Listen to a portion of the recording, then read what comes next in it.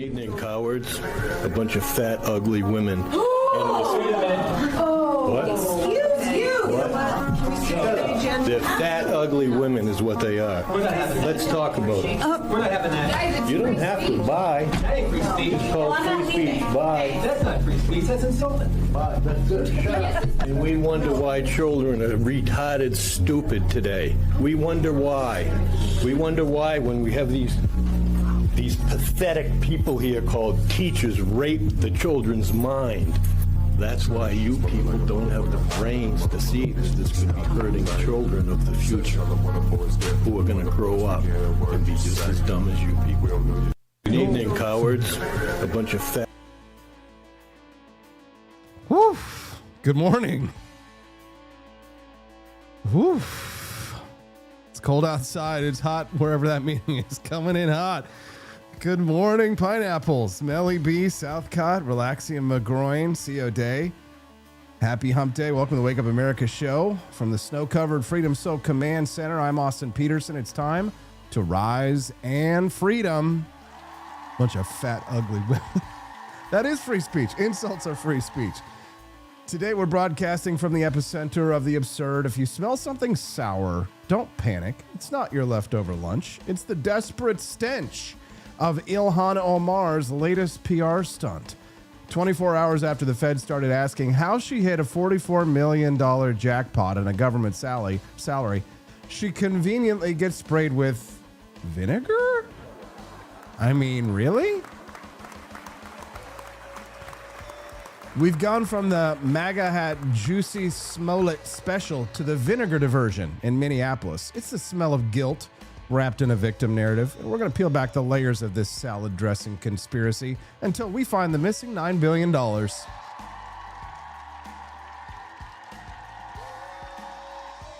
But that's not all. We've got an actual victory on the menu today. The Trump Department of Education just dropped the hammer on New York's woke bureaucrats. The Thunderbirds are back. The Chiefs are staying put, and the Board of Regents is currently searching for a safe space after getting slapped with a civil rights violation. Turns out you can't just erase Native American history because a lady with an asymmetrical haircut in Albany got the vapors. Oh, yeah. And while the feds are out there protecting our heritage, we have to protect lives. We are diving into the terrible world of medical McCarthyism. We've got nurses threatening to withhold anesthesia from MAGA patients. I mean, when did first do no harm become first check the voting record? If your nurse spends more time on TikTok wishing harm on pregnant women than checking IV drips, you aren't in a hospital. You're in an activist cell.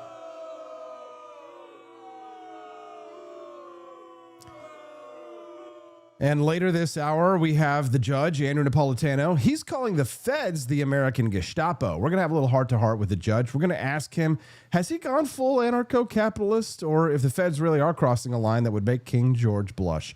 Plus, we've got Wyoming selling off land for $1 an acre. Turns out the only thing cheaper than the land is the promises coming from the State House. Before we start the show, head over to forlibertyshop.com, grab a bag of Founding Flavors coffee, sign up for the Boston 250th anniversary tour. Don't touch that mouse or click that mobile device. We've got a high-octane show with moral clarity and the truth. Wake up, America. The show starts now. Before we dive into the Gestapo, though, real quick, you need to get your vitals up. Head over to forlibertyshop.com. Grab a bag of Founding Flavors coffee. It's the only bean roasted with the tears of disappointed Marxists. That's right. At forlibertyshop.com. If you want to see where the revolution actually started, sign up for the Boston 250th anniversary tour. We are going to walk the streets where Sam Adams made trouble, and we're going to do it with style. So get your tickets at the shop at forlibertyshop.com. The ones who want to challenge my brilliance in real time, join the Discord at forlibertynetwork.com. We've got the best community in the business, and we've got bonus content unlocks for our 1776 monthly supporters. The Great Grift-Off is coming. Liberty Loot is waiting. We are ready to rock. Let's wake up.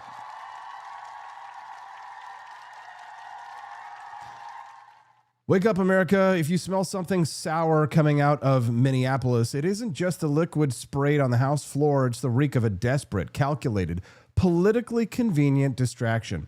Last night, while Ilhan Omar was doing her usual act, demanding the abolition of ICE and the dismantling of our borders, 55-year-old man named Anthony Kashmirjak rushed the podium. He didn't have a bomb. He had a syringe full of brown, pungent, vinegar-smelling liquid, and right on cue, the media apparatus is spinning this as domestic terrorism against a woman of color. Even Donald Trump is calling it a staged stunt. And why wouldn't he?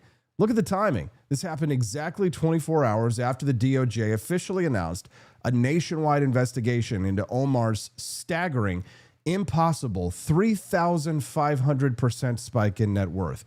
The vinegar attack is the ultimate smokescreen. She wants you looking at the syringe so you don't look at the spreadsheets. It's the Jussie Smollett playbook, chapter and verse, rewritten for the frozen streets of Minnesota. Secretary Kristi Noem must resign or face impeachment.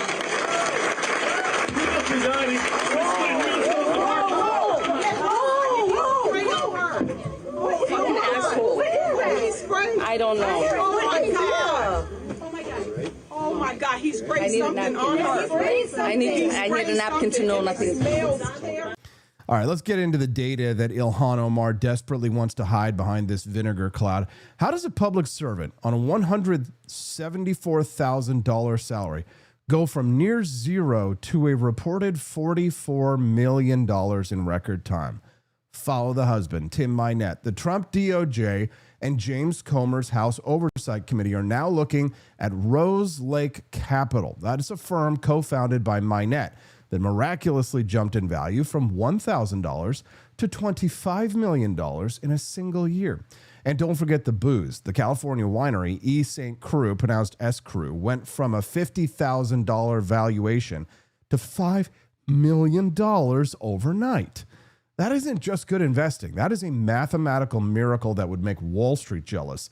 The feds are asking the question every American taxpayer should be asking: is this family wealth tied to the $9 billion Minnesota welfare fraud scandal?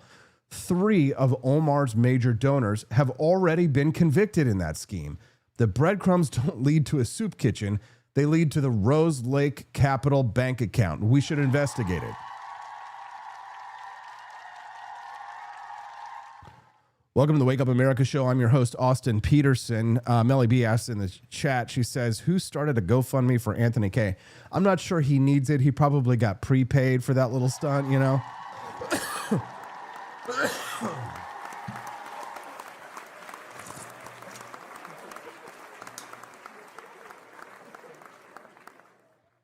Here's a smoking gun. The very same day the DOJ announced this investigation, the Rose Lake Capital website was suddenly, conveniently, scrubbed clean. They deleted their names of all their staff members. They wiped the About Us section. Why? If you're a legitimate, high-flying, $25 million investment firm, why are you suddenly operating like a ghost ship in the night? It's because the heat is on. They know that Comer is looking for self-dealing and money laundering. The syringe attacks by a supposedly drunk, erratic man is the perfect get-out-of-jail-free card for the 24-hour news cycle. The media is going to be talking about the smell of vinegar. They're going to talk about it being an attack on a woman of color. But we're going to talk about the smell of the $9 billion stolen from the people of Minnesota and the taxpayers of the United States. Omar's trying to play victim, so she doesn't have to play the defendant. But the receipts don't lie, and no amount of vinegar can cover up the stench of corruption in the Omar household.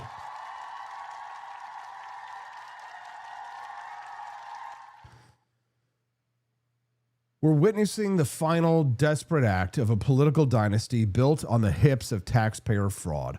While Ilhan Omar stands on stage covered in vinegar telling you to abolish ICE, she's actively benefiting from the largest public program fraud in American history.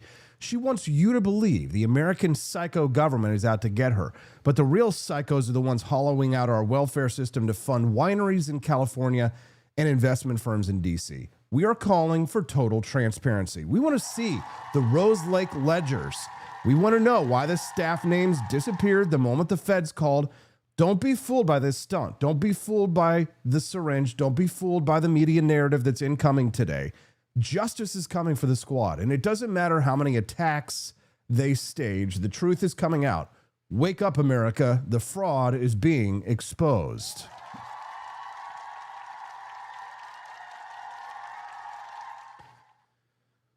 Welcome to the Wake Up America Show. I'm your host, Austin Peterson. Click that like button. Let's support each other. Apes together strong. Melly B needs a little red castle after her name. Why doesn't somebody gift her a sub in the chat? Let's get that bonus content started this morning. Don't you wish your girlfriend was flush like me? Let's build the For Liberty Network. I tell you, I've been doing calls, lots and lots of phone calls to supporters, potential supporters, trying to fundraise, trying to finish the documentary. I need about $8,000 more to finish off the documentary. Otherwise, it's looking fantastic behind the scenes. But I'm out there. I'm obviously doing fundraising. I'm asking people for money. Sometimes, for large amounts of money. And sometimes people have been donating, which is great. So I'll be able to get Mylene Salabaria some equipment for her new Cafecito Libre show. But more than that, I think about all these phone calls that I make to try and secure financial contributions to add more Peterson's Patriots. And when I talk to these people, I just think, man, once we get 800 people to sign on and to pull in one direction, we can do incredible things. I've been reading books and watching videos about how to build a movement, right? And right now we have a really strong base of support here on the For Liberty Network as part of the Wake Up America show's, constellation of content that we produce. And we are going to be so powerful by the time the next presidential election cycle rolls around, if I'm successful by the end of this year. And I'm committed, devoted to making thousands of phone calls, if necessary, whatever it takes, to find 800 committed American patriots who will donate $17.76 a month to make the For Liberty Network happen. Do you want to see this project succeed? $17.76, it's not much. All you have to do to become a Peterson's Patriot and donate $17.76 a month is go to wakeupAmericaShow.com/support. Why don't you head over there now? Head over to wakeupAmericaShow.com/support right now. Head over there this morning during the live show and sign up to support the Wake Up America Show. You don't have to donate $17.76 a month. That's what we recommend. But if you go to wakeupAmericaShow.com/support, you can make a one-time donation of any amount. You can donate $5 a month, $10 a month. Some people do 20, 50, or even 100, and God bless them. Life has been good to them. But if you want to help build the future of liberty media in the United States, if you support my ideas of libertarian nationalism, if you trust that I will be a good steward of the funds, as I have been a good steward of funds for the last 20 years I've been fighting for liberty, I've been a very effective fundraiser and a very effective liberty activist. Then step up today, wakeupAmericaShow.com/support. Become a member of our Peterson's Patriots. If by the end of this year we have 800 people, we're going to have a real movement, baby. And we're going to be doing just fine by the time that the next presidential election cycle. Imagine being able to have a liberty institution that actually step in and do some real stuff for a liberty candidate who might be running for president of the United States and needs a little help, a little attention. You're going to have to call in Han Solo here. And would that make Stephanie Chewbacca? I don't know. The Wake Up America show is the Millennium Falcon, though, so support us with $17.76 a month. If you're already doing it, thank you. Quest is already committed. I know you are, bud. And thank you guys so much. And thank you, Quest, for starting that bonus content unlock. If we raise $100 today, we unlock the mini documentary. $200, we unlock the Great Grift Off. That's the bonus content. Andy Opperman says $9 billion in Medicaid fraud in Minnesota, presided over by the same people that insist there's no voter fraud either. $10 says some of that money was used to help elections. Thank you, Andy.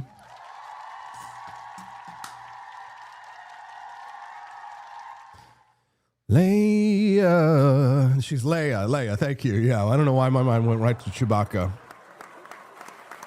Some kind of latent hairy woman fantasy. Thank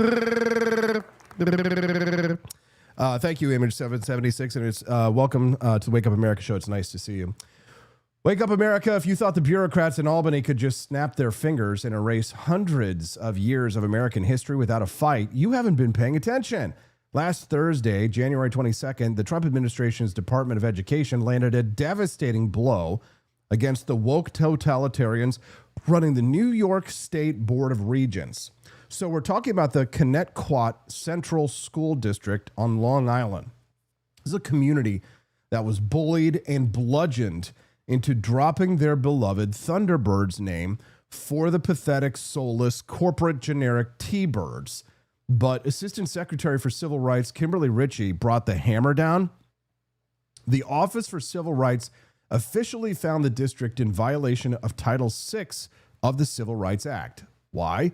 Because erasing Native American heritage to comply with a bigoted state regulation is not inclusion. It's actually state-sponsored discrimination. The feds aren't just asking nicely. They've ordered the district to restore the Thunderbirds name, restore the logos, and stop apologizing for honoring a tradition of strength and protective spirit that the left wants to scrub from the map.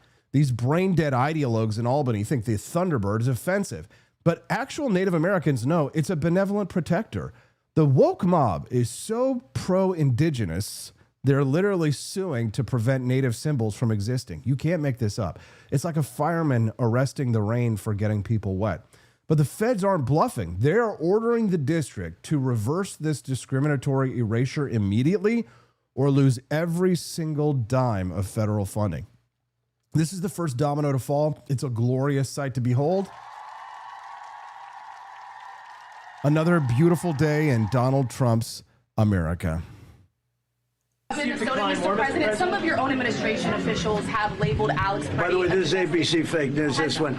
She hasn't asked me a good question in years. I think a nice woman, but I don't really like her too much. Go ahead. What you say? Dude, I love this. I love this. Wave them away.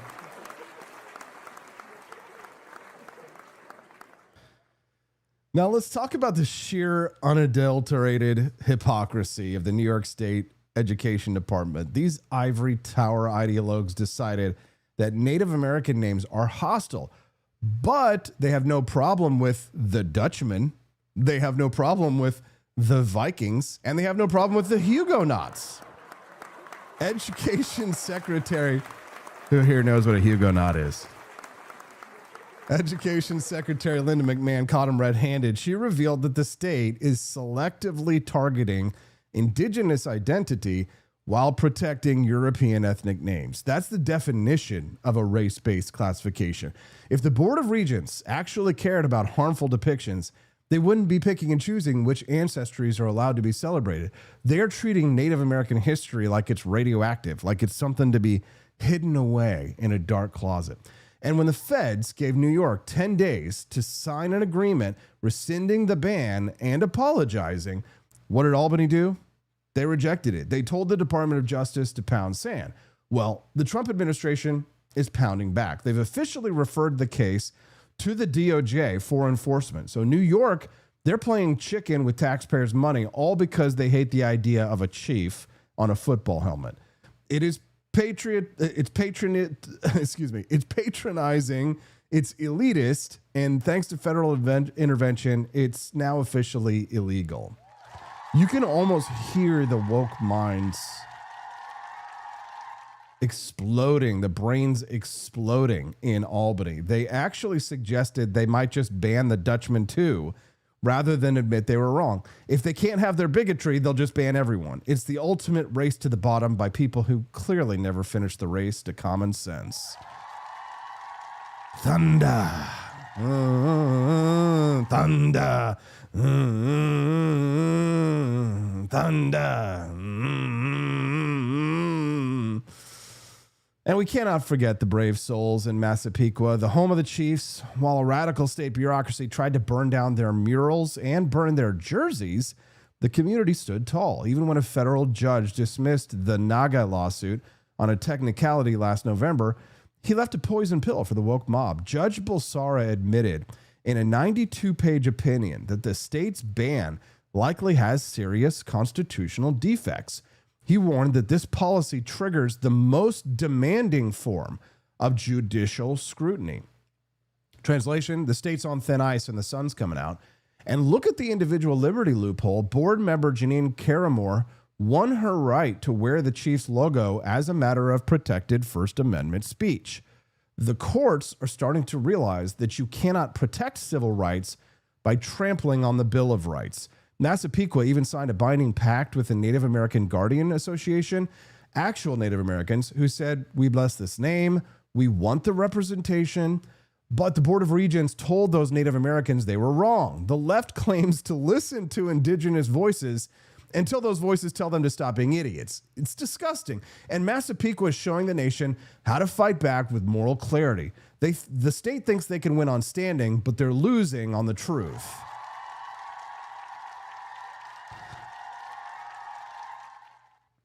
Image says, let's be honest, they hate white male leaders in America because they hate America as it is. Yeah, but I mean, it's strange because in their quest to stop discrimination, they're literally discriminating against Native Americans. They're banning Native American names from being used in team names. So Native Americans aren't being represented. You have the Dutchmen, you have the Huguenots. Did anybody find out what the Huguenots were? But you can't have the Thunderbirds. You can't have those. You can have the Dutchmen. The Dutch. Two things I hate, Austin. People who are intolerant of other people's cultures and the Dutch. I think Donald Trump should tell everyone who came in this country illegally that if they vote Republican, he will give them citizenship. And watch how fast the Democrats want them out of the country.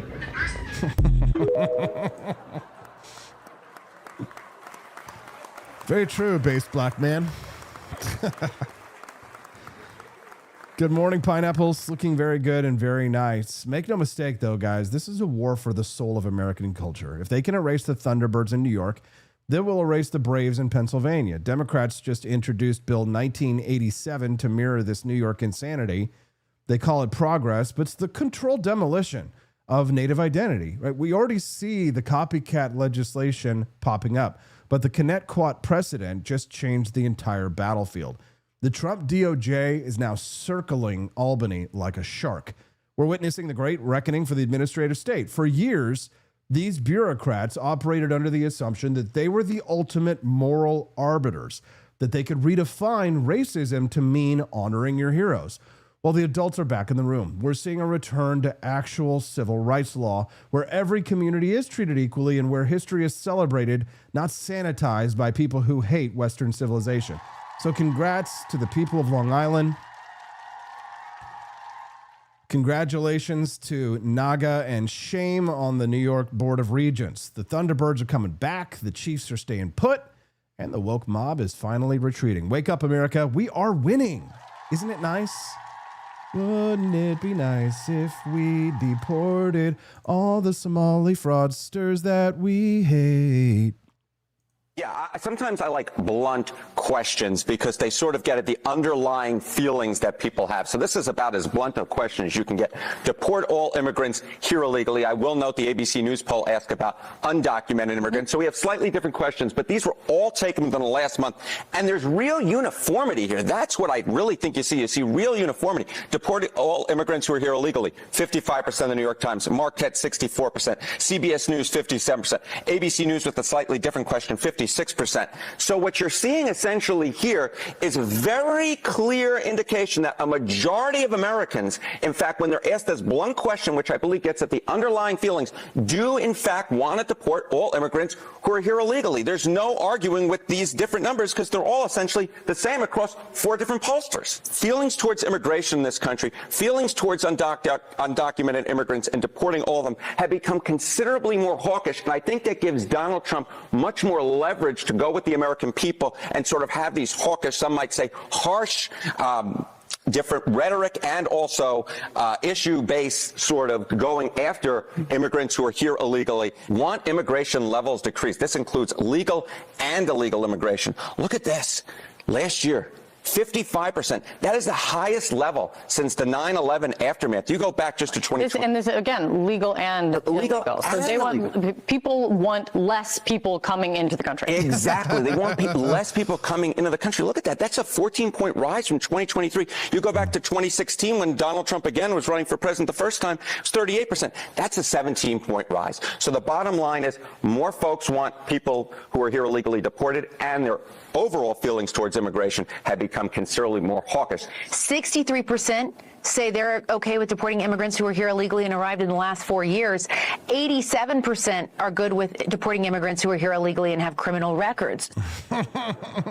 Can you imagine the 10% of people who don't support deporting people with actual criminal records? I loved seeing that on CNN. You know that the people in the producers, I've been in those control rooms, and I got to tell you that the producers who are behind the brains, behind the scenes, making those shows like that, are sitting there just scream their hate. And this is what it sounds like in the control room.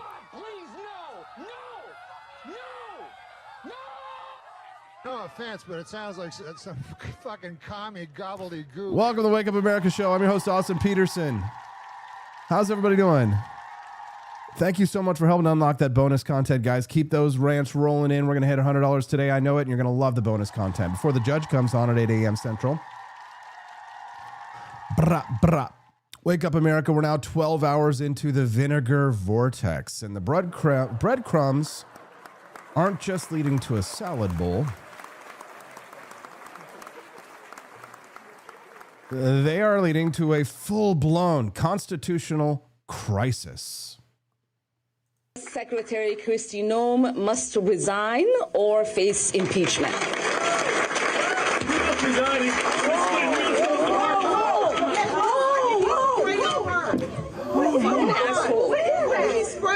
All right, let's recap the chaos for anyone who is just joining us right now. So last night in North Minneapolis, Ilhan Omar was at the podium calling for the destruction of ICE and the ousting of Secretary Kristi Noem when she was rushed by a 55-year-old man named Anthony Kashmurjak. He used a syringe to spray a foul-smelling brown liquid directly at the Congresswoman. Now, the media is calling this an assassination attempt by syringe, but let's look at the cold, hard recent data. Kashmurjak was booked for third-degree assault, not terrorism.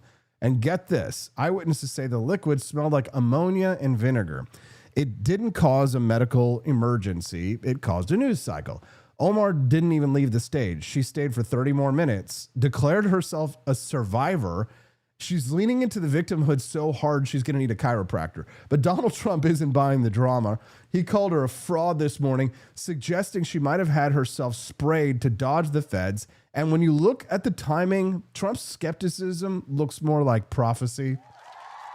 Why would a sitting congresswoman need a vinegar diversion? Because the walls are closing in and they are made of cold, hard bank statements. 24 hours before the syringe came out, the DOJ officially announced that they are probing Omar's net worth. We're talking about a 3,500% jump. She entered Congress with nearly nothing, and now reports indicate she's worth up to $44 million. James Comer and the House Oversight Committee are paging her husband, Tim Minette. They want to know how Rose Lake Capital, his firm, went from a $1,000 valuation to $25 million in a single year. And suddenly, miraculously, the Rose Lake website was scrubbed of all staff names the moment the investigation was announced. You don't delete your staff directory if you're running a legitimate business. You delete it when you're running for cover. This isn't about a stinky liquid in Minneapolis. It's about the $9 billion stolen from Minnesota taxpayers. The feds are asking if Omar's family wealth is tied to the Somali fraud rings that have hollowed out the state. The syringe is the distraction. The $44 million is the crime.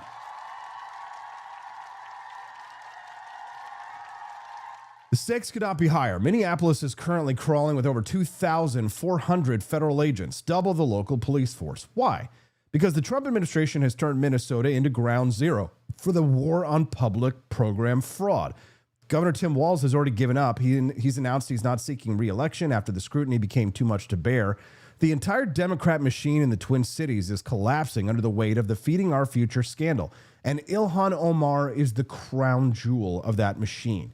She's not just fighting for her seat. She's fighting to stay out of a jumpsuit that matches the vinegar in that syringe. The media wants to talk about safety for lawmakers, but we need to talk about safety for taxpayers. If she can't explain the $25 million in her husband's firm, she doesn't need a sympathy card. She needs a subpoena. The vinegar will wash off, but the stench of $9 billion in stolen wealth is permanent. Wake up, America. Don't let the stunt blind you to the steal. Keep your eye on the main prize. Don't get distracted. All right? We are venturing into the darkest corners of the woke psych today, and honestly, it's enough to make your blood colder than an IV drip in December. We're talking about the total, systemic, and absolutely sickening collapse of the medical profession as a neutral zone in our society. For 2,000 years, the Hippocratic Oath has been the gold standard. First, do no harm. It didn't matter if you were a soldier, a criminal, or a political rival. If you were on the table, you were a human being. But in 2026, the left has decided that the scalpel is a political weapon. Look at Eric Martindale, a nurse anesthetist in Florida who had the audacity, the unmitigated gall to post on Facebook that he would refuse to administer anesthesia to anyone who voted for Donald Trump. He called it his, quote, ethical oath. Ethical? Since when did ethics mean letting a patient feel the blade because they prefer lower taxes and secure borders? This isn't medicine. It's malpractice disguised as social justice. Martindale later claimed he was hacked. You know, of course, the universal cry of the caught coward, but we know the truth. These people have marinated in so much partisan bile that they genuinely believe withholding care is a virtue. Florida Attorney General James Uthmeyer is already moving to strip this man's license, and he should. If you can't put your politics aside to stop a patient from screaming in agony, you don't belong in a hospital. You belong in a psych ward.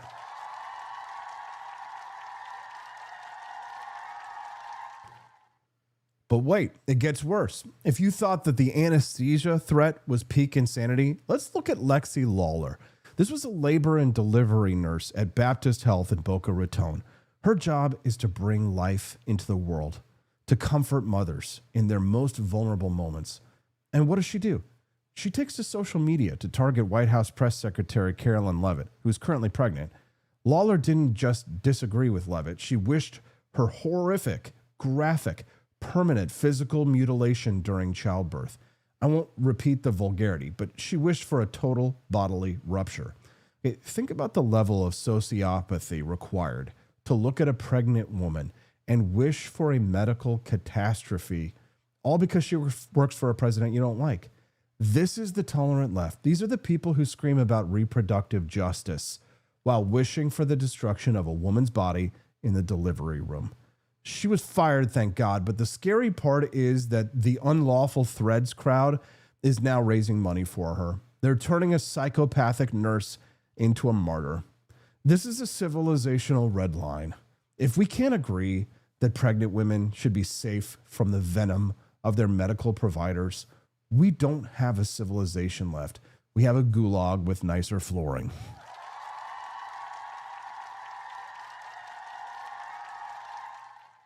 And don't think this is just a Florida problem. Oh no, the rot has infected the Big Apple too. At NYU Langone and Cobble Hill, we had 3 NYPD detectives who had just been spat on by a drug suspect. They go to the emergency room seeking care, seeking dignity, and what do they get?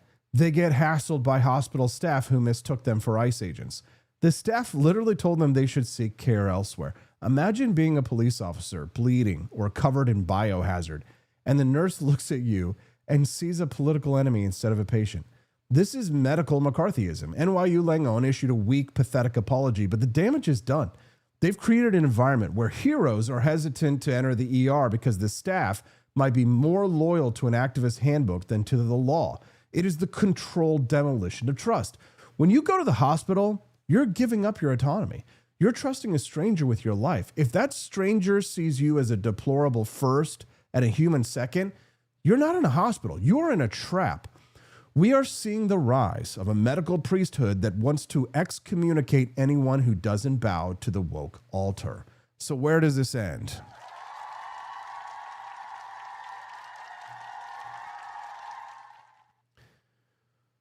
It ends with the United States demanding the absolute depoliticization of healthcare. We need to empower medical boards, not just to fire these people, but to blacklist them from the profession for life. If you threaten a patient based on their voting record, you should never touch a stethoscope again. We are seeing a massive rise in medical paranoia. Right-leaning Americans are literally afraid to tell their doctors what they do for a living. Kirsten Fleming from The Post talked about an anesthesiologist ranting about Kamala Harris while she was on the table.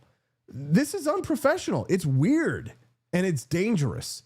We need to return to a standard that was set by Israeli doctors who treat Palestinian patients every single day without hesitation because they respect the Hippocratic Oath. If they can do it in a war zone, Eric Martindale can do it in suburban Florida. We're calling for a total audit of nursing and medical school curriculums. Stop teaching equity. Start teaching the Hippocratic Oath again. The left's monopoly on compassion is a fraud, and their treatment of patients is the proof. We will not be bullied into silence under the knife. Wake up, America. Your life might literally depend on it in this case. Harry Kramer, which part are you going to clip because you're on fire? I'm not sure. Ask Brad. Oh, it's early. I'm going to have to start going for a triple espresso of founding flavors instead of a double espresso this morning. Are we all drinking founding flavors today? I already finished mine.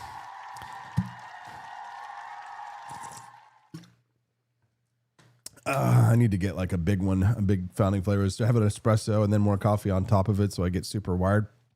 The coffee is so good, guys. If you haven't tried Founding Flavors coffee, make today the day. Head over to forlibertyshop.com, buy a box of Founding Flavors coffee. That will put us well on the way to unlocking the bonus content at $100 raised, either in purchases at the shop or in Rumble Rants. We unlocked a mini documentary that we can watch when Judge Napolitano joins us live here in 20 minutes. He's calling ICE the Gestapo. We're going to have an interesting back and forth at 8 a.m. Central. The Wake Up America show streams live Mondays through Fridays, 7 to 9 a.m. Central Time, and we'd love to have you be a regular guest. If you click the follow button, you'll get notifications when we go live. So click the follow button if today's your first time here. And the like button if you're enjoying the show. Totally free ways to support the show.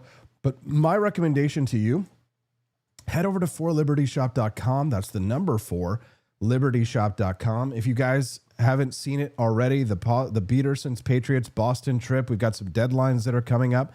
Make sure that you book your tickets if you're going to be able to join us. The coffee is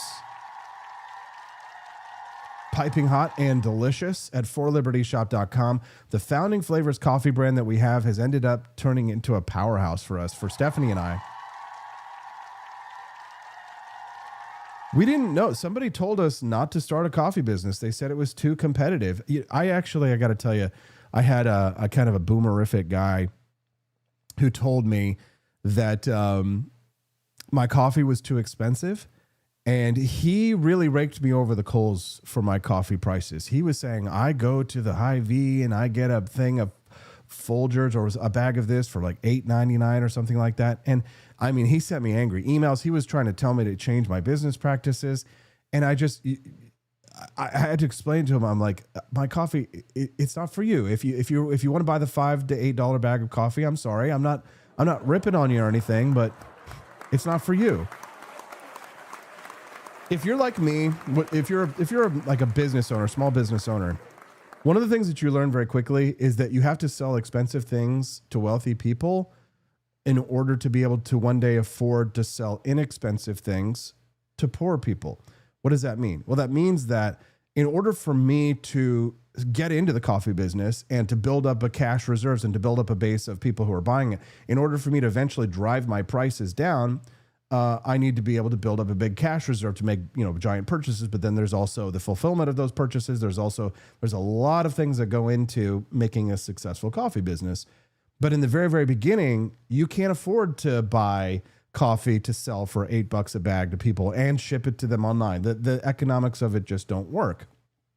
So in order for me to make a coffee business that was successful, what I did was I found the highest quality, the most premium of coffee that I could offer. I call it ultra premium coffee, and it is. It is unbelievably good coffee.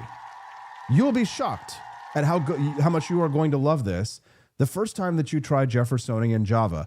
When you go to forlibertyshop.com and you buy a box of Jeffersonian Java or Electric Elixir or Thomas's Painkiller, you aren't taking any risk whatsoever, because if you don't like the coffee, I will buy it back from you, and therefore you take no risk. You'll either love the coffee or you'll get your money back. So let's unlock the bonus content this morning by heading to forlibertyshop.com. And if you don't know which one to try, just buy the bundle, choose whether you want ground or whole bean, and buy the top 3. I promise you will love them. And if you already have one that you like, sign up for a monthly subscription, just like our buddy Jimmy Joe Patty. Bruiser says, stomach's torn up, can't have it, sorry. Nice to see 110 people joining us live here on the Wake Up America show. If you want to see, we've been talking this morning a little bit about doctors and nurses who say that they'll refuse to treat patients if they find out that they're a Trump supporter or a Trump voter. But if you want to see the peak of this medical militancy, let's talk about this incident involving the nurse Alex Priddy, right? So he didn't just decide to go on a rant on social media. He decided to engage in a physical confrontation that proves that the ER has become something of a battlefield now of politics. CNN is learning that Alex Priddy had a physical encounter with federal agents about a week before he was shot and killed by law enforcement. Sources tell CNN that Priddy broke a rib when a group of federal officers tackled him while he was protesting. Priscilla Alvarez is breaking that story for us. What else are you hearing, Priscilla? Dana, we're learning more details along with my colleague Jeff Winter about what exactly transpired a week before Alex Priddy was shot in Minneapolis and died this past weekend. Now, in this earlier incident, he stopped his car after observing ICE agents chasing what he described as a family on foot and began shouting and blowing his whistle. Priddy later told one of these sources that 5 agents tackled him and one leaned on his back, appearing to leave him with a broken rib. According to this source, and I'm quoting here, that source said, quote, "That day he thought he was going to die." Now, Priddy was later given medication that is consistent with treating a broken rib, according to records reviewed by CNN. Sources also say that he was known to federal law enforcement, though it's unclear whether it was this incident or another with federal agents that they knew of him. It's also unclear whether the officers who tackled him on Saturday knew who he was. What we do know, however, is that federal immigration officers have been collecting personal information of protesters and agitators within the context of what the Department of Homeland Security has warned is repeated threats towards officers as they are conducting immigration enforcement operations. In fact, just Tuesday, the department also publicized an online tip form to share information about people allegedly harassing ICE officers. We've also heard Tom Homan, the White House border czar, say that a database would be created for those who are arrested for impeding law enforcement, but thus far in our queries to the Department of Homeland Security, they have said that no such database exists.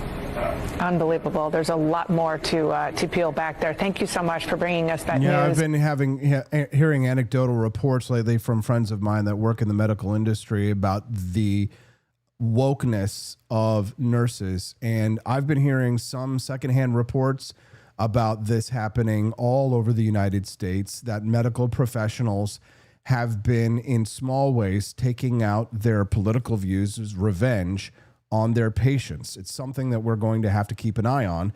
And it's something that I wish that we had our favorite nurse with us today, Amy J. Easley, to join us to weigh in. I'm sure she probably has a lot to say about it. Somebody needs to step in and get our friend Melly B a castle. Let's gift a sub in the chat. Can we get somebody to gift a subscription over there on Rumble and help us to unlock that bonus content so we can give Melly B a nice little castle next to her name, right? But we're calling it medical militancy, right? This Alex Priddy, right? He didn't decide to go on a rant on social media. He decided to get involved in a tussle with federal cops, right? The ER is now a battlefield. Priddy, whatever the CNN says it's Priddy, right? He's the activist nurse who attempted to obstruct federal agents performing their lawful duties, which led to the violent escalation where he was ultimately shot by ICE agents.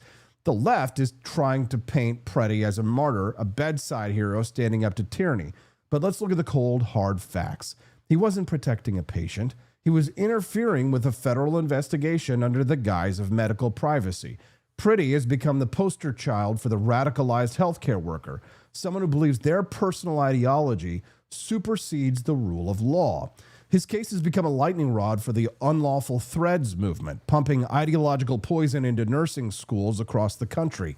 They are teaching new recruits that their first loyalty isn't to the oath or to the law, but to the revolution. This is the endgame of the woke contagion, a world where nurses act as political human shields. The shooting of Alex Preddy was a tragedy, but it was a tragedy authored by his own radicalization. We're watching the clinical mind break down in real time, and if we don't cut this cancer out now, there won't be a profession left to save.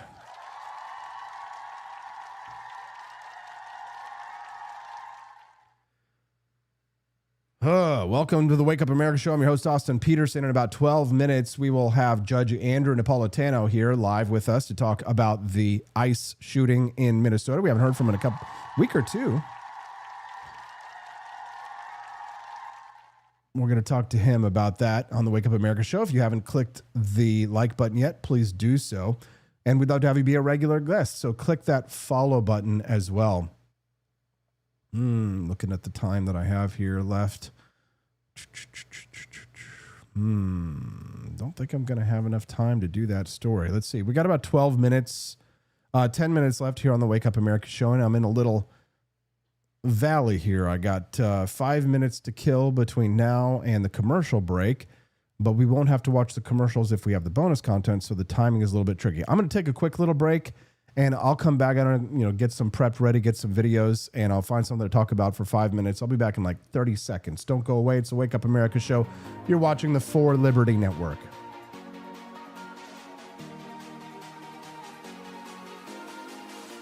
Imagine bringing George Washington back to life.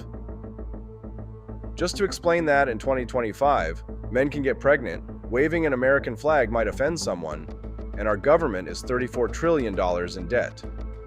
But that's not all, George. We have Drag Queen Story Hour for toddlers. Pronouns are mandatory. And Harvard can't define woman. Oh. And we send billions to Ukraine but can't fix potholes in Ohio. Just normal modern empire stuff. I'm sure he'd be totally cool with it. Right after he finishes reloading. He didn't cross the Delaware for this nonsense, but you can carry on the fight with gear that would have made King George cry. Shop bold, shop free, shop forlibertyshop.com.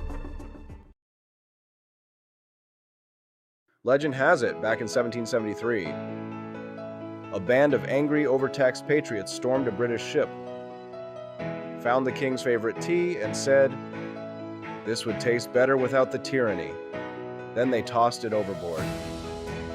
Fast forward to today. That revolutionary spirit lives on in Boston Harbor Black, the boldest brew in the For Liberty tea lineup. It's dark, it's smooth, it's unapologetically American, just like the folks who drink it. Whether you're sweetening it up on the front porch or drinking it straight like a Minuteman before battle, this isn't tea for royalty, it's tea for rebels. No fake flavors, no corporate slogans, just a cold glass of Don't Tread on Me in liquid form. So skip the woke iced tea aisle and stock up on Boston Harbor Black at forlibertyshop.com. Because when the heat's rising, the least you can do is drink like a patriot. Picture this. It's 1776. Thomas Jefferson is hunched over his desk at Monticello, ink-stained fingers, writing the most radical document in human history. Do you really think he was sipping Starbucks? No. He was drinking something bold, something black, something brewed strong enough to fuel a revolution. That's the spirit behind Founding Flavors, our signature line of liberty-fueled coffee. No soy froth, no climate guilt, no corporate slogans. Just real coffee, Inspired by the men who wrote freedom into existence. Every cup is a quiet protest. Against mediocrity, against tyranny, against bad coffee. So this morning, skip the globalist brew. Grab something worthy of a free man's sunrise. Founding Flavors. Now brewing at forlibertyshop.com.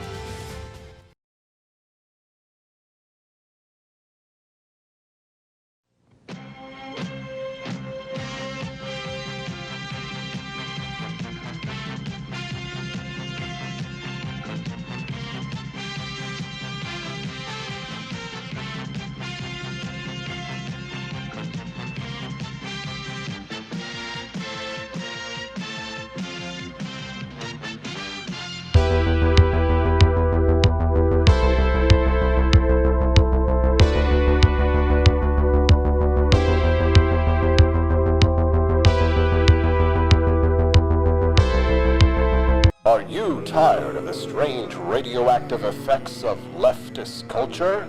Do you ever wonder what happened to good old-fashioned American values? Well, fear no more, because there's a new force fighting back against the cultural rot of today. Introducing Culturama, a right-of-center talk show that's taking back the future today.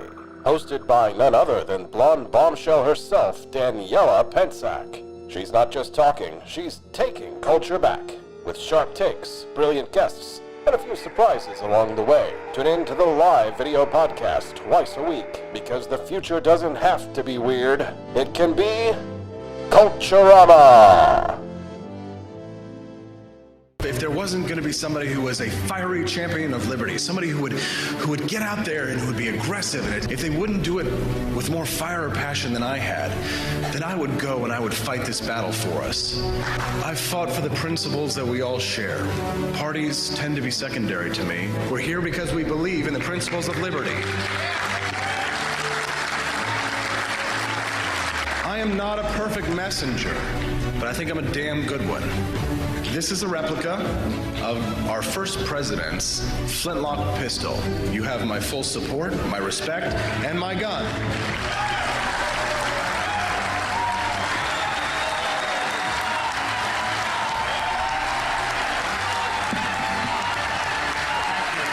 I think that the heart of my philosophy is much more libertarianism than well, that's the fashionable word these days, I guess. A conservative is no longer just that. He's a libertarian. And always has been.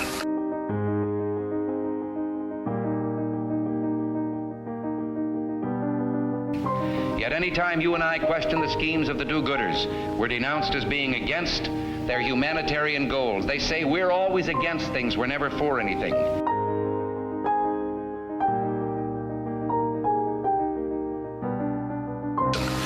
What is fascism? Fascism is private ownership, private enterprise, but total government control and regulation.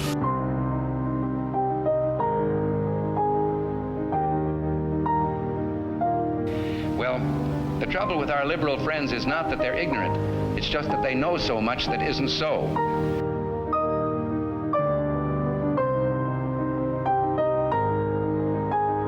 If we lose freedom here, there's no place to escape to. This is the last stand on earth.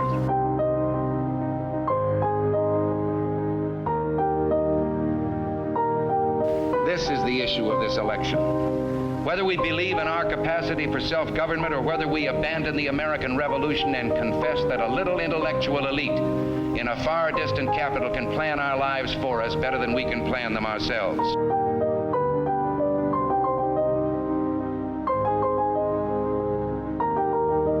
The conservative, so-called, is the one that says less government, get off my back, get out of my pocket, and let me have more control of my own destiny.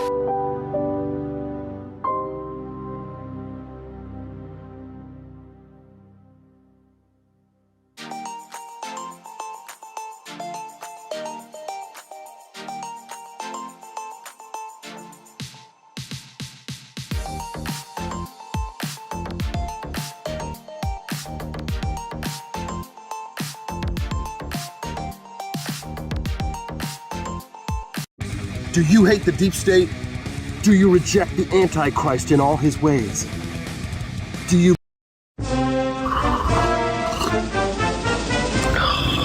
Tired of spending your hard-earned money on woke corporations that don't share your pro-freedom values? Fed up with sipping liberal lattes and progressive cappuccinos? Introducing Founding Flavors from AP for Liberty Shop. Get your day started with Washington's Revolutionary Roast. As robust and principled as the man himself, this blend is the shot of energy heard round the world. Or maybe you want to taste the fervor of freedom with Adams's Patriotic Perk. It's as dynamic and balanced as the U.S. Constitution, sure to awaken your spirit of liberty. For the aficionados, we've got the Jeffersonian Java, a complex mix of flavors that speaks volumes about your refined tastes. And don't forget Betsy's Liberty Lullaby, our decaf option, crafted with the same care and dedication Betsy Ross put into our Star-Spangled Banner. This blend lets you enjoy the taste of freedom anytime without losing sleep. No woke beans here, folks. Just pure, patriotic, pro-freedom flavors brewed with love for liberty. So why compromise your principles for a cup of coffee? Stand up for your values, perk up your patriotism, and start your day the American way. Get your Founding Flavors at apforlibertyshop.com. Were you exposed? I fought.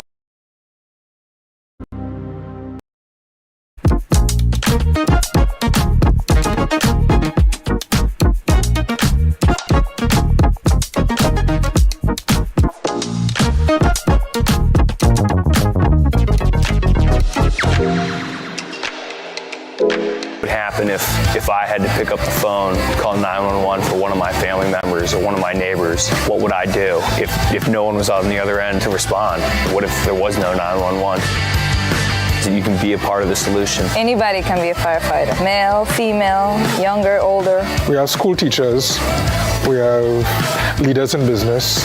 It's me, you, anyone that wants to be. There is no typical firefighter. Do you hate the deep state? Do you reject the Antichrist in all his ways? Do you believe that aliens controlled LBJ to assassinate John F. Kennedy? Did you know that the shot can put chemicals in you that will make you more sensitive to 5? Here at Alligator Alcatraz, the fence keeps them in. But slip up, and you're on my plate. Looks like breakfast is making a run for it. We got 3 hot meals trying to check out early from Alligator Alcatraz. They can splash, they can sprint, but there's no escaping Alligator Alcatraz. Caught 2. The third? Huh. The swamp's got its own way of catching runaways. Mama was wrong. Gators don't need toothbrushes. Just an honest job making America great again.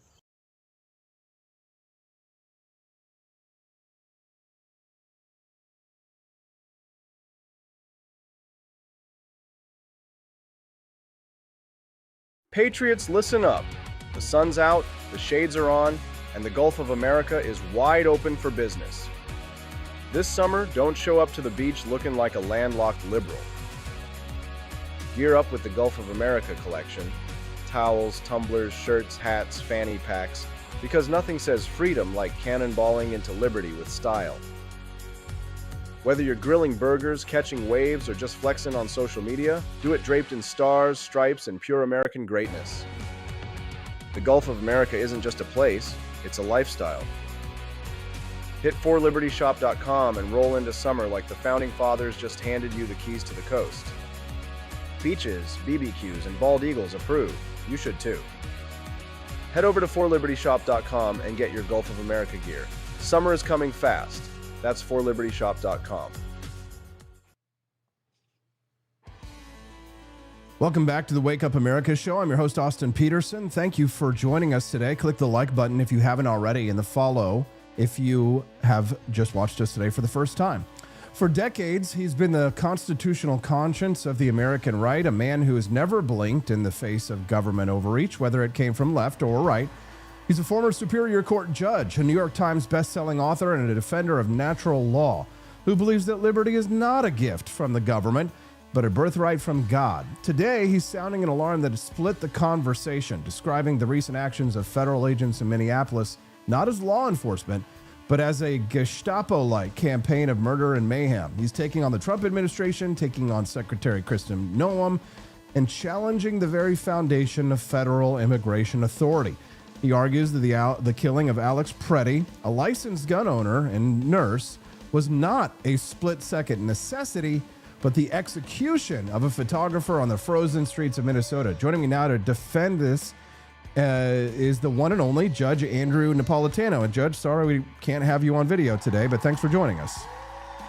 Well, thank you for connecting with me. I'm not sure what the internet gremlins are doing, and thank you for that generous introduction, Austin. Needless to say, like most Americans, I'm just scandalized at what the federal government is doing. It's unrepentant behavior. It's persistent and shameless lies. As recently as last night, the president said he was unaware of the fact that Kristi Noem, the Secretary of Homeland Security, referred to Alex Preddy as a domestic terrorist, and Stephen Miller, who is the person that whispers in the president's ear all day, called him an assassin. So this is an attitude in government which I call American psycho. It is devoid of the good. It is devoid of recognizing constitutional restraints. It is devoid of recognizing the right to life. It is only based on power and authority and not right and wrong. Judge, you called these ICE agents thugs and Gestapo. So federal reports to Congress indicate that the agents yelled, "He's got a gun," multiple times before the first shot was fired. So under the reasonableness standard of Graham v. Connor, are they supposed to judge these agents based on the split-second perspective of an officer in a mob? Or do we look at it with the 20/20 hindsight of a video clip? What's the standard? Unfortunately, the standard is what other officers have done and similarly situated in similar situations. Did other officers recognize right from wrong, and have other courts validated prosecutions? This is an absurd standard, but it's the one the Supreme Court has burdened local prosecutors with. He, in fact, did not have a gun. The gun, which was in a holster in the small of his back, not an easy place from which to retrieve it, had been removed from him illegally. It had been stolen from him by one of the agents on the scene, who, after he took the gun, turned his back to Preddy and the others and ran away with it, showing the others that he had it. So a jury will have to decide if it was reasonable to shoot somebody in the back where they could see the empty holster on the belt in the small of his back was necessary to save their own lives. It's inconceivable to me that a jury would not find them guilty of anywhere from criminally negligent homicide to first-degree murder. Judge Andrew Napolitano on the line with us right now. Judge, the particular gun in question, I'm not sure how much you looked into this firearm specifically, but it has over 100 examples, reported examples of people who have suffered not a negligent discharge, but a mechanical discharge from this specific firearm. And is it possible that the firearm itself could have malfunctioned? And if so, could this have been the root cause of this tragedy, but a malfunctioning firearm?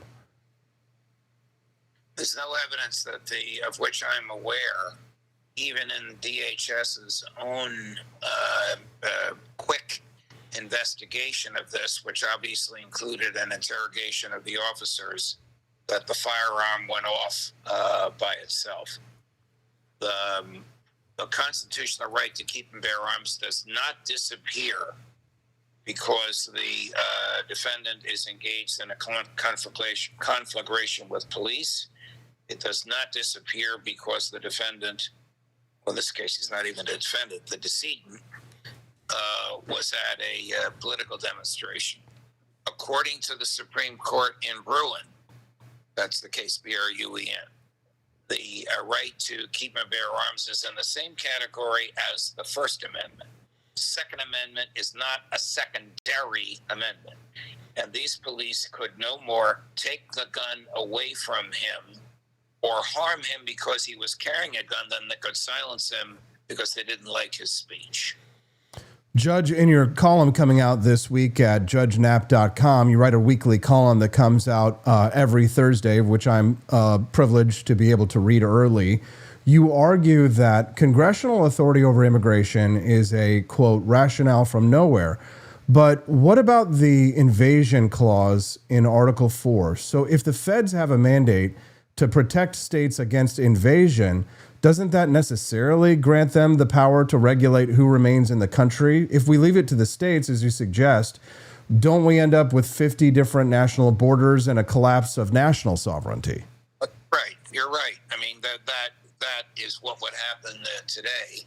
The proper route in 1882, instead of enacting the Chinese Exclusion Act, would have been to amend the Constitution rather than some absurd logic that when the British troops left here, they left behind the power to regulate immigration. That's really ridiculous.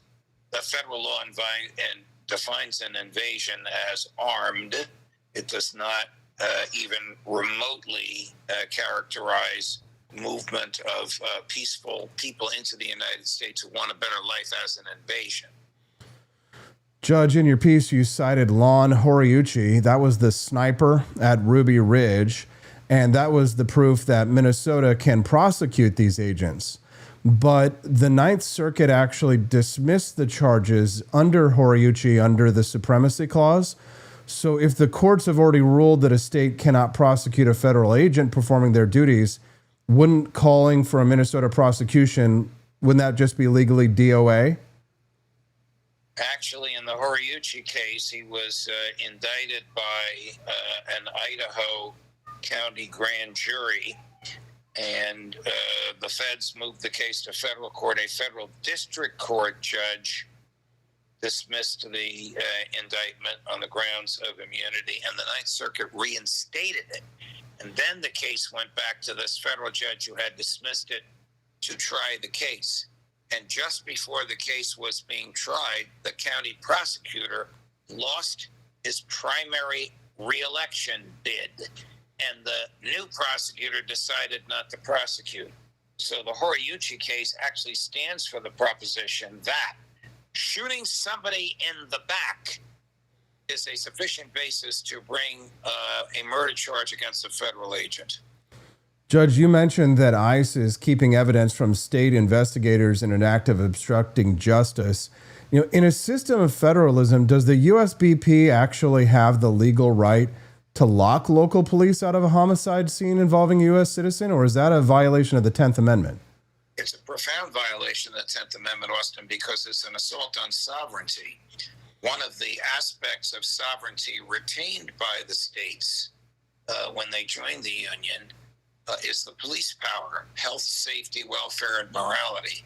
So to keep evidence of a murder away from state investigators is itself a crime. It's obstruction of justice. This is not an issue of the Supremacy Clause, because in this instance, safety on the streets is not a federal function. I'm sure that the state investigators are using whatever means available to them, even as we speak, perhaps interviewing witnesses, recreating forensics. You know, the software today that can actually recreate the murder on the basis of the videos. I'm sure they will have enough in their hands to indict these guys. I'm also reasonably sure that a federal judge will order the release of the evidence. A federal judge has already ordered ICE to preserve the evidence. The feds objected to that. Do you believe that? Feds sent a lawyer from the Justice Department into a federal court to object to the order that they preserve evidence. What does that mean? That means they want to destroy it. Now, if they destroy it, the destroyers will go to jail. Judge Andrew Napolitano is on the phone with me right now this morning live. Judge, while we have you for a few more minutes, I hope you don't mind if we get very, deeply philosophical here, because within the broader libertarian movement are generally two different views when it comes to the question of immigration. The Cato Institute, Reason Magazine, many of what you might deem to be what many would call left libertarians, hold views on immigration that is a call for open borders. You might know Shika Dalmia, for example, over at Reason. She wrote in her defense of open borders at Reason Magazine about a 30-page white paper that explained the economic arguments, the question of freedom of movement, which I know you deeply hold to the question. I know you deeply hold to the natural right to freedom of movement.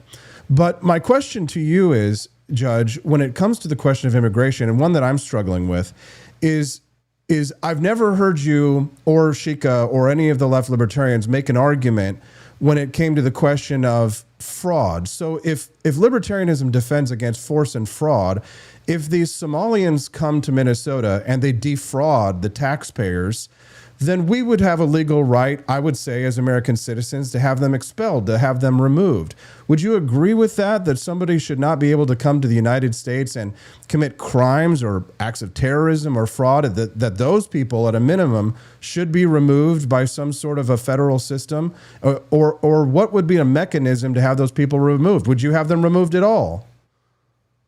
Well, I wouldn't have anybody removed who was not involved in the fraud because we don't do collective punishment in the United States. But anybody that's involved in fraud should be prosecuted, convicted, serve their time in jail. And if they're still alive, not because they're going to die in jail, but depending on how long they're sentenced for, then removed. Of course, I mean, fraud is a crime.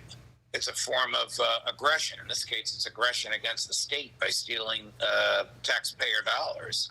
So obviously those people should be prosecuted.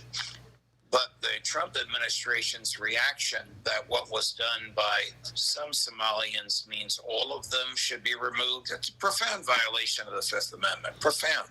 We don't justify collective punishment in the United States. We don't justify group guilt. In fact, we condemn both.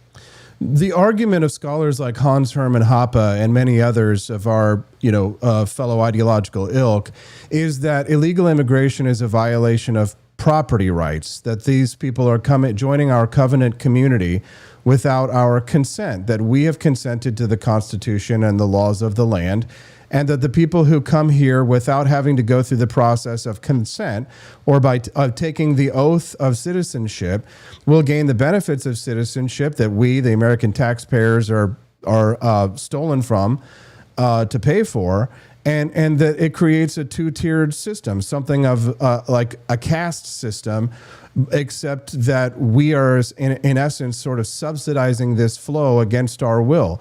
Do you have any thoughts on Hans Hermann Hoppe's arguments on immigration regarding the view of borders and the illegal immigration as a violation of private property? Do you disagree with him?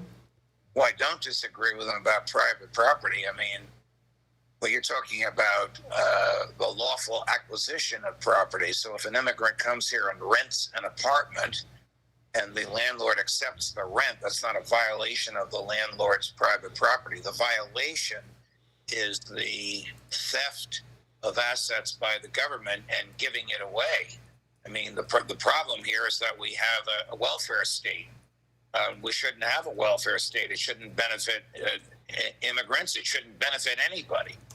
So there's a Supreme Court opinion called Texas versus Poe, in which the state of Texas, under probably the stupidest president the United States has ever had in the modern era, but he was the governor of Texas at the time, signed legislation that kept the children of immigrants out of school and kept immigrants out of emergency rooms and hospitals. And the Supreme Court reversed that and said the social net that you make available to citizens has to be made available to all persons. Unfortunately, that's the law of the land. So the problem is the social net. The problem is not the ability of people freely to move about. Now, freely move about means they can't come into my backyard if I don't authorize it. But they can certainly come into the apartment of somebody, even if it's my next door neighbor, who does authorize it.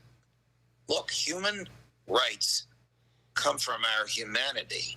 They do not come from the government of the place where our mothers were when we entered the world. All human rights are equal and the same for everyone. That's not me. That's Aristotle. That's Aquinas. That's with the exception of slavery, Madison, and Jefferson. Yes. It's conflicting with, you had given me a book back in the day, Democracy, the God That Failed by Hans Hermann Hoppe. And I remember we went and saw him speak. And his argument was that free trade and open immigration are not analogous because trade involves invited goods exchanged voluntarily, but unrestricted immigration involves uninvited movement that imposes costs on others without their consent. In other words, we don't live in a society that's not a welfare state. So we are being forced to pay for these uninvited people against our consent. So does it strike you as counter to libertarianism, what Hans Hermann Hoppe has elucidated here? I agree with Hans Hermann Hoppe, but the problem is that we have allowed the government to take money from us and give it away in our name. Remember the famous and funny Murray Rothbard analogy. You're home one night, there's a knock at the door, there's a guy with a gun, he says, give me your money or else. And you say, well, I'm going to call the police. And he goes, well, don't bother. We are the police. We're here to take your money and give it away in your name. That's effectively what happens. So if the immigrant rents an apartment in my neighbor's apartment building, that is not uninvited. That is a voluntary commercial transaction. If the immigrant knocks at the door of the government and says, I'm here, I'm a human being, I'm starving, give me your money, that is theft. But the government goes along with that theft for whatever reason. It has created the welfare state so that the people on welfare will smile at the government. I can't say vote for it because immigrants don't vote. So I'm a big fan of Hans Hermann Hoppe, but I wouldn't trust immigration to the same mentality that can't deliver the mail and that shoots people in the back. The federal. Oh, man. You're the only person in the world that I can talk to at 8:19 Central Time, Judge, about Hans Hermann Hoppe. Judge, I'm so grateful for your time today and for your brilliance and sharing it with our friends, even if it's on the phone. Would you just share with us very quickly who you have coming up on your show? I know you've got to run. I have Max Blumenthal, Glenn Deason, Phil Giraldi, and the great Colonel Douglas McGregor. Judge Andrew Napolitano, download his show, Judging Freedom, and I'm sure next week we'll have the gremlins worked out. Thank you, Judge. Have a wonderful day. Thank you, Austin. All the best. Bye. Judge Andrew Napolitano. What did you guys think? I mean, this was an interesting conversation. I don't think the judge and I have ever had the Hans Hermann Hoppe talk. You know what I'm saying? Where else are you going to have conversations like this at 8:20 a.m. Central Time? Are you not entertained? Are you not entertained? How did I do? I did my homework on all the law, by the way, last night before that segment. I've been getting better, sharper, snappier, ready to rock. Wake Up America show just keeps improving every single day. So how about $1? Can you bless me with something? Can you bless me with something? Oh, gosh. Oh, gosh. Money-wise. Please. Can you suck it? What? Let's unlock the bonus content today, guys. And head on over to forlibertyshop.com. That's the number 4libertyshop.com. Check out the FAFO collection where you'll find hats like these.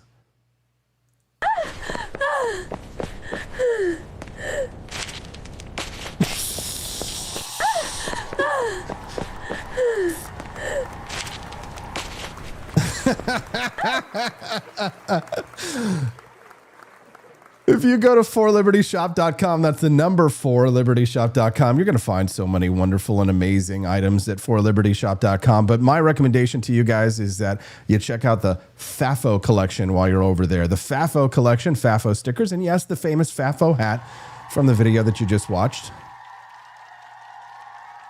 Beautiful, embroidered FAFO snapback trucker hat at forlibertyshop.com. The number 4libertyshop.com.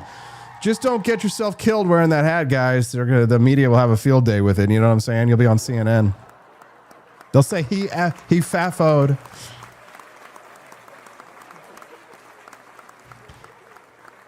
Head over to forlibertyshop.com. That's the number 4libertyshop.com. Buy a box of Founding Flavors coffee. Check out all of our amazing products at forlibertyshop.com, like hats, coffee, t-shirts, trips.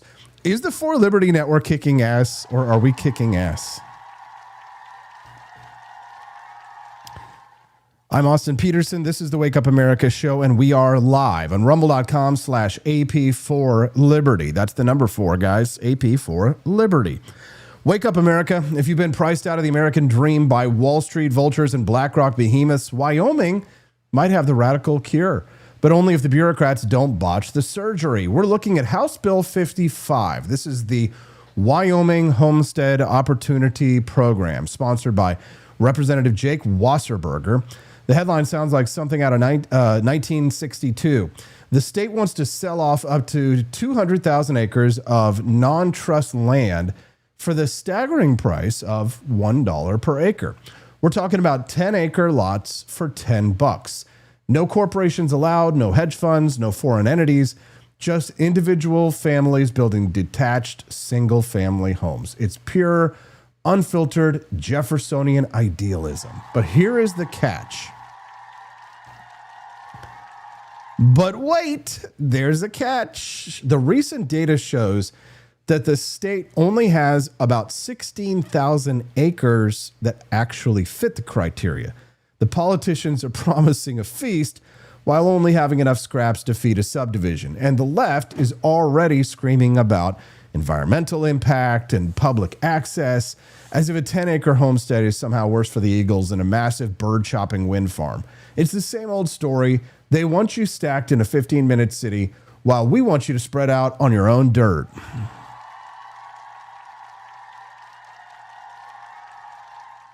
But let's get into the weeds, because the devil isn't just in the details, he's in the deed. The bill includes a revert clause, which means if you don't build a house within 20 years, or if you try to sell it to a business, the state snatches the land back.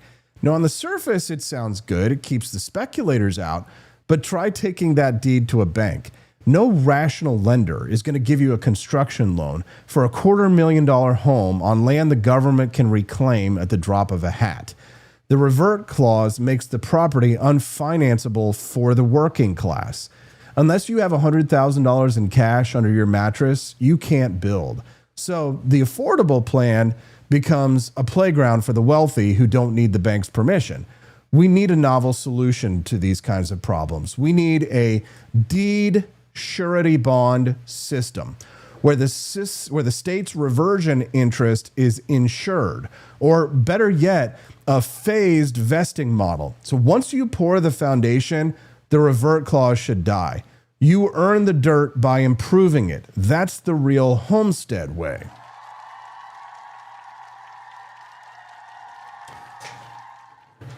And how do we decide who gets the $10 lots? The current bill suggests a lottery, but we know how the government lotteries work. They usually end up benefiting the cousins of the county commissioners.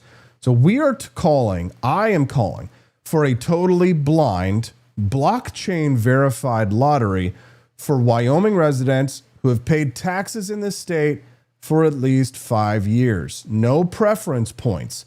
No backroom deals, just a raw, random draw of the cards. And let's be real, we don't need the Office of State Lands and Investment to designate clusters. That's just central planning with a cowboy hat. Just identify the non-trust land, map it, and let the people choose. If we want to solve the housing crisis, we have to stop treating land like a bureaucratic burden and start treating it like the engine of independence that it is. President Trump is already looking at selling off Bureau of Land Management lands, and Wyoming is the front line. It's time to resettle the West, $1 at a time. Wake up, America. The frontier is calling.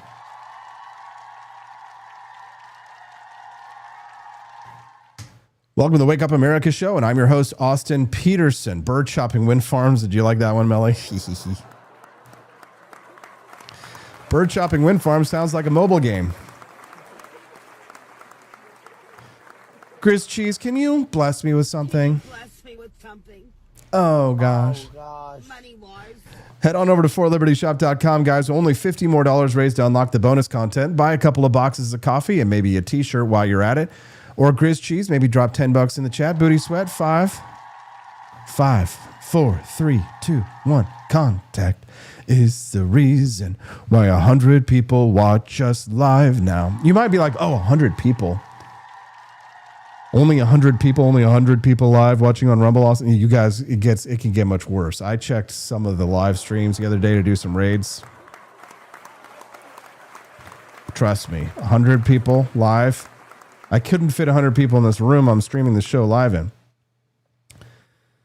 The judge and I were talking a little bit earlier about immigration, talking about theory and practice. Hans Hermann Hoppe, he's an anarcho-capitalist philosopher. He's known for strongly restrictionist views on immigration. There are many libertarians who are restrictionist on immigration, and they ground their arguments in private property rights rather than, say, nationalism or statism. It works like this. In his 1998 article, The Case for Free Trade and Restricted Immigration, and chapters in that book that I mentioned, Democracy, the God That Failed, Hoppe argues that free trade and open immigration are not analogous. Trade involves invited goods exchanged voluntarily between consenting parties, which is a win-win. Unrestricted immigration, by contrast, often involves uninvited movement that imposes costs on others without their consent.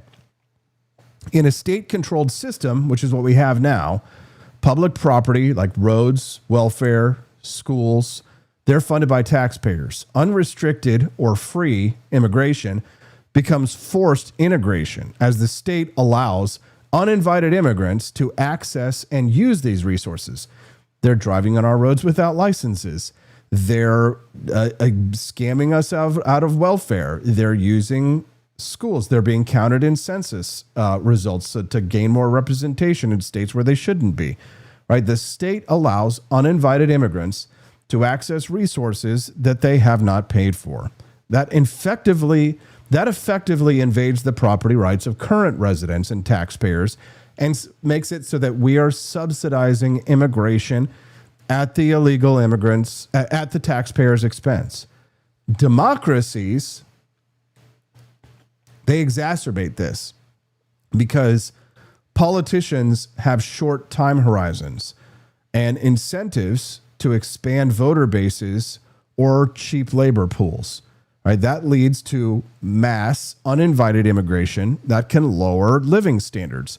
It can alter demographics and culture and strain resources like those roads or hospitals or any of the other goods here, schools. Right? Democracies make this worse.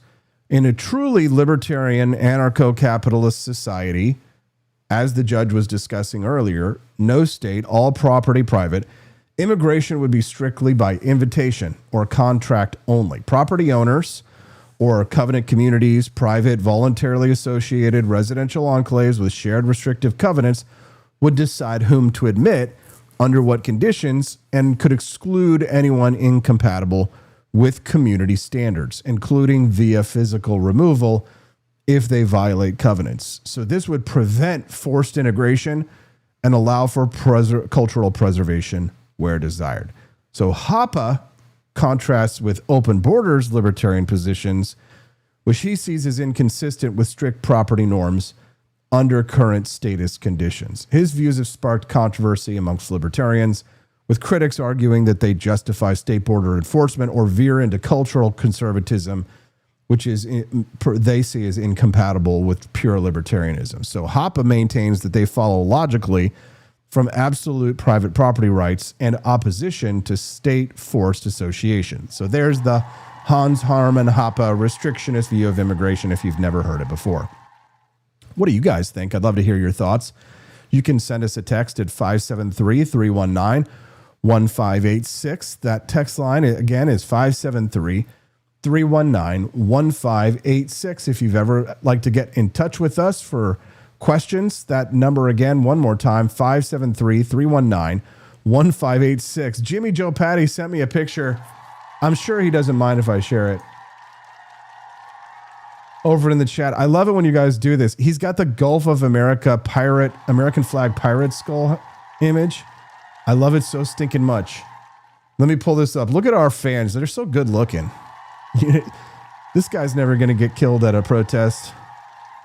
I'll tell you that right there. That's a smart man. Jimmy Joe Patty. And he's drinking Revere's Rebel Roast. Look at the handsome guy on the laptop behind him, too. The Gulf of America collection was so huge last year. I hope that it's as big this year when we go to into the spring and summer season. So check it out. Get your Gulf of America mugs. Get the summer season started. Just picture warmth.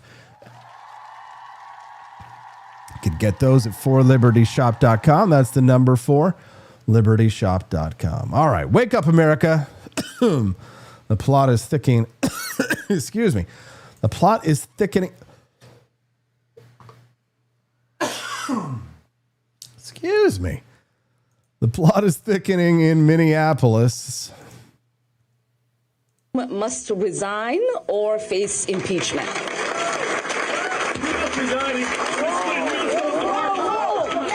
Oh, one more time. Face impeachment.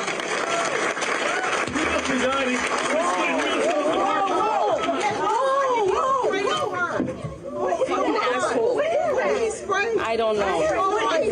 What did he spray her? Oh my God, he sprayed something on her. Oh my God, he sprayed something on her. The plot is thickening in Minneapolis. Smells like a mix of acetic acid and pure unadulterated guilt. We're now in the aftermath of the vinegar attack on Ilhan Omar. Could have been pee-pee. You good, bro? The media is running the victim narrative at redline speed, but let's look at the 12-hour recap that the corporate press is desperately trying to bury this morning. We now know the man in custody, Anthony Kashmurjak, wasn't shouting jihadist slogans or right-wing manifestos. He was screaming, "You must resign," just seconds after Omar demanded the abolition of ICE. But here's the kicker. The Minneapolis forensics team just confirmed the liquid was indeed a non-toxic ammonia-based vinegar solution. It didn't hurt her.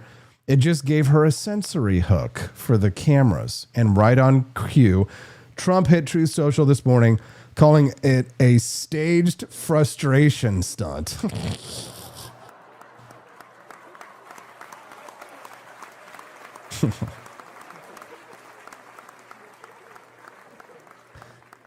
He's pointing out what we all see. She was attacked with a salad dressing component at the exact moment the DOJ started looking into her $44 million fortune.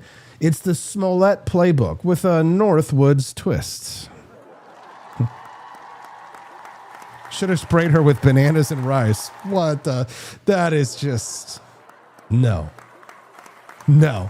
Not here. Not today. It's bananas in pajamas. They're marching down the stairs. Let's talk about the real syringe that should be draining Omar's bank accounts. The House Oversight Committee Chairman James Comey just released a statement. He is now targeting the financial anomalies of Rose Lake Capital. Now, remember, this is the firm owned by Omar's husband, Tim Minette. Right, new disclosures from the last 12 hours revealed that Rose Lake, which was valued at $1,000 in 2023, officially reported assets of up to $25 million in 2026. That is a 25,000% increase in 3 years. How does a consulting firm achieve that kind of growth? Well, by being the middleman for the Feeding Our Future scandal.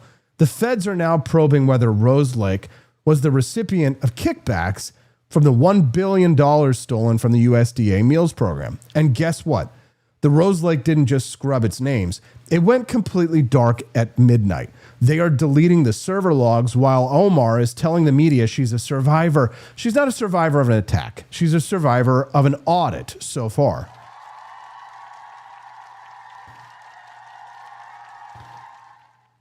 And the heat isn't just on Omar, it's melting the entire Minnesota Democrat machine. In the last 12 hours, we've seen a wave of retirement announcements from state representatives in the 5th District. Why now?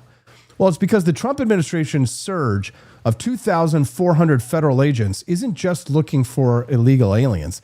They're looking for the money. Forensic accountants from the IRS are now embedded in the Minneapolis field office. They're looking at the Safari Land restaurant, which is the hub of the fraud scheme where Omar held multiple campaign events. The Minnesota Mafia is crumbling, and Omar is the load-bearing wall. This vinegar attack isn't an assault on democracy. It's an attempt to trigger a sympathy halt to the investigation. But the DOJ isn't stopping. She claims that the right wing is obsessed with her. We're not obsessed with you. We're obsessed with the $9 billion that belongs to the taxpayers. Wake up, America. This diversion is going to fail.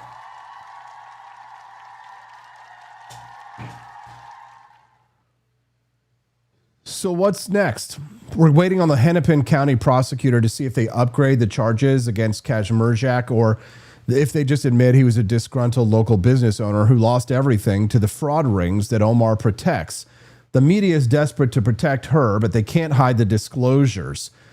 The disclosures show Tim Minet's winery, East St. Croix, is now valued at $5 million. A winery that was broke a year before in Minnesota and California during a pandemic crash and fewer people drinking alcohol than in recent history. The math doesn't work unless the money is dirty. We're watching this in like a crash in slow motion. She's going to play the victim card until the deck is empty. But the feds have the ace of spades. No amount of stinky liquid can cover up the stench of a $44 million grift.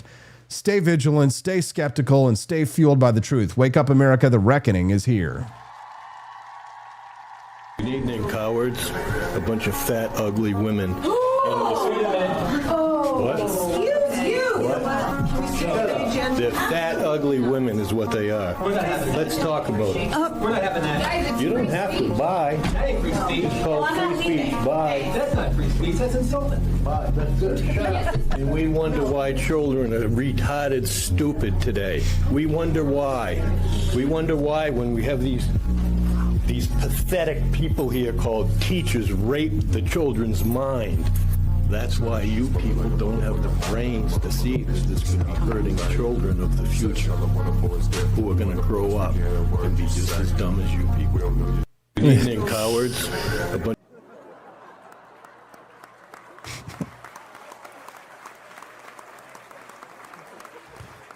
Remember that story we did the other day with Lou Perez? He had written about how the Democrats' advocacy for body cams on police officers backfired spectacularly.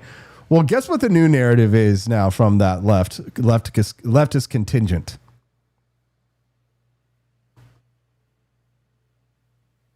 They said in the wake of Michael Brown, we'll market it to low information people in the public. Well-meaning liberal people will market it as accountability and transparency. And so they totally shifted, and then they were able to get hundreds of millions of dollars toward their goal of outfitting every single cop in the United States with a mobile surveillance camera that the police control. They control when it's on, when it's off, what it captures, when something is captured, it's released to the public. So if the police capture, let's say, an undocumented immigrant committing some crime, that's out on Fox News and the New York Post within hours. But if they capture the police doing something horrific, the public may never see that video. So body cameras are a mirage. And as I write in the propaganda book, and it's really critical to understand exactly how it happens, not only do they not reduce police violence, but they have been an essential propaganda tool in convincing so many well-meaning people across our society that the authorities care about police violence, that they want accountability, that they're doing something right, and it distracts people from the core, important kinds of changes that we need, which is to reduce the size and power of these bureaucracies. Sure, reduce the size and power of those bureaucracies and create even more powerful social worker bureaucracies to take their place, and they will definitely not be armed.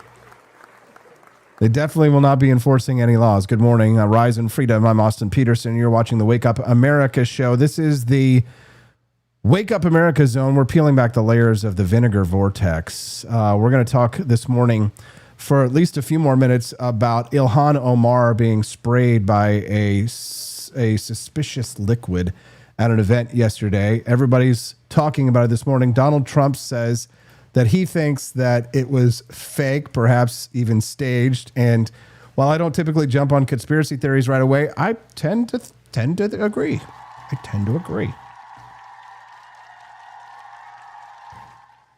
This is downright bizarre. So we have new details on the man with his syringe. Anthony Kazmirchik.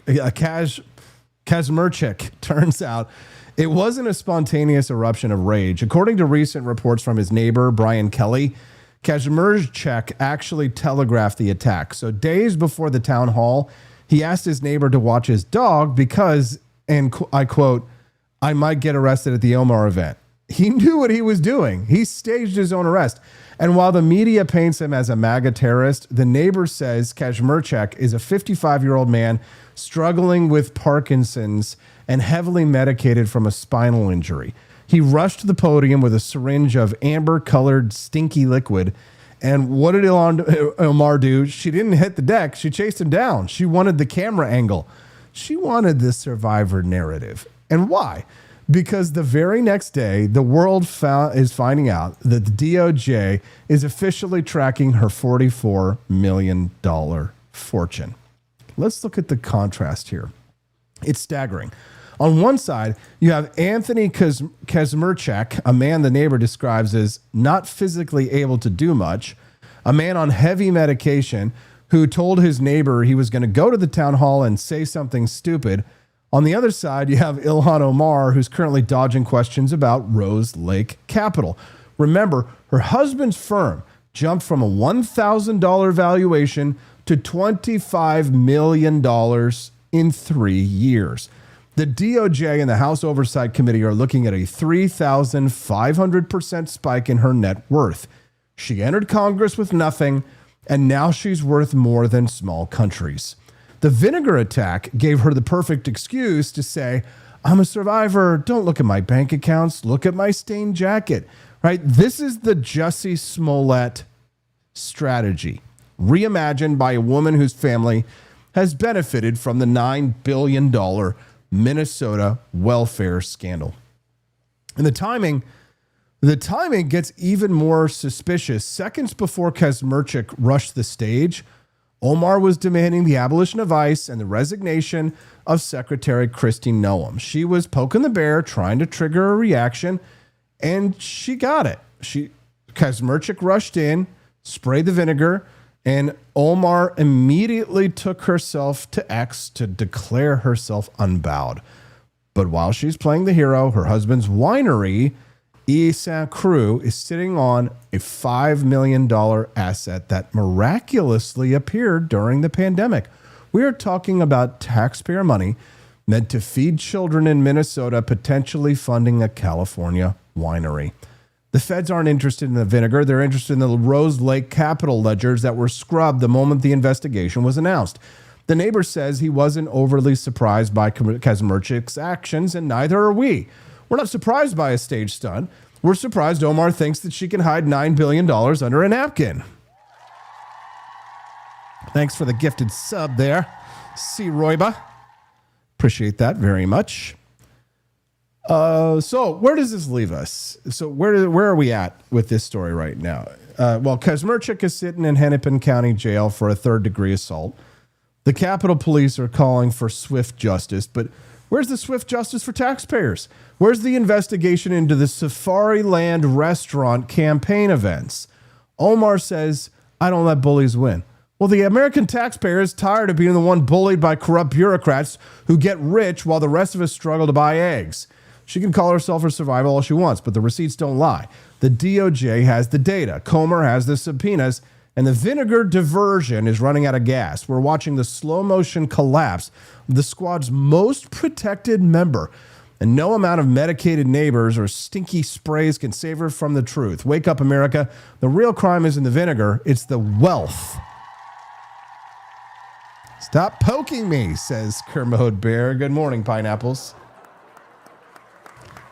Looking very good and very nice.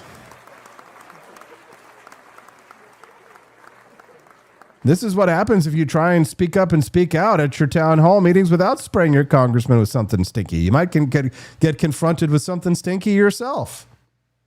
I went there to record because there's Nazis in our city, and if there's Nazis in our I can do what I want. I'm going to be there to watch them. What do you do? The mayor, we've seen I don't care. he's talked about You take it easy. this issue. You guys see this? We need to The make sure aggression? that we're standing up for each other. He came over and threatened me. We need to take care of each It came other over right and now threatened me. because the mayor can't stand up for us. He won't stand up for us. The cops won't stand up for us. We have to stand up for us. So get to know your neighbors, talk to them, protect each other. Stop relying on these weak-boned people. They won't stand up for us. Take a look at everyone here, Mayor. The fact that we're here, I know. I'm sorry. I will take 30 seconds, I promise. Take a look at this room. Take a look at the people in this room. The chances of one of those brown shirt thugs killing one of us for having the temerity to ask them what they're doing, or get disappeared in a van, or God knows what else. I want you to look at us and think about what you'll think and what you'll do when one of us ends up getting shot half a dozen times or more for the simple having the gall to question what they're doing to our community. That's why I'm in a bulletproof vest right now. For my First Amendment. Last speaker, because we have to transition to the council meeting right here. Hi, thank you so much for being here. This is what you face.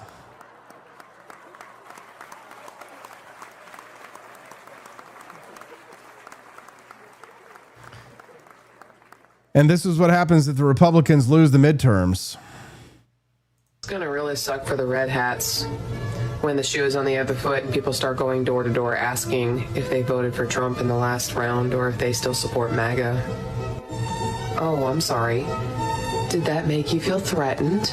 You think social punishment ain't a thing? You think everybody's ready to do all this again another 40, 50 years or however long it takes them?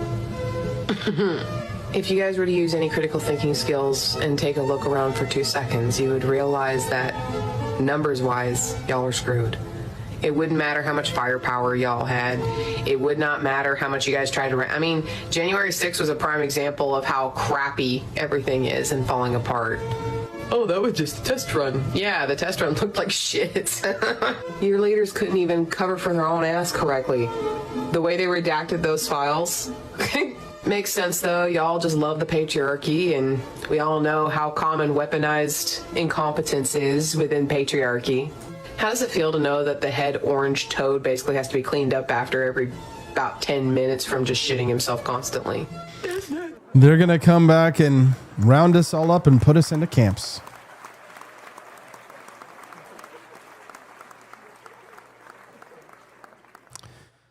Welcome to the Wake Up America show. I'm your host, Austin Peterson. A little bit about 10 minutes left to go on the Wake Up America show. It's been a good one so far. We haven't hit the bonus content yet, so can you bless me with something? Can you bless me with something? Oh, gosh. Oh, gosh. Money-wise.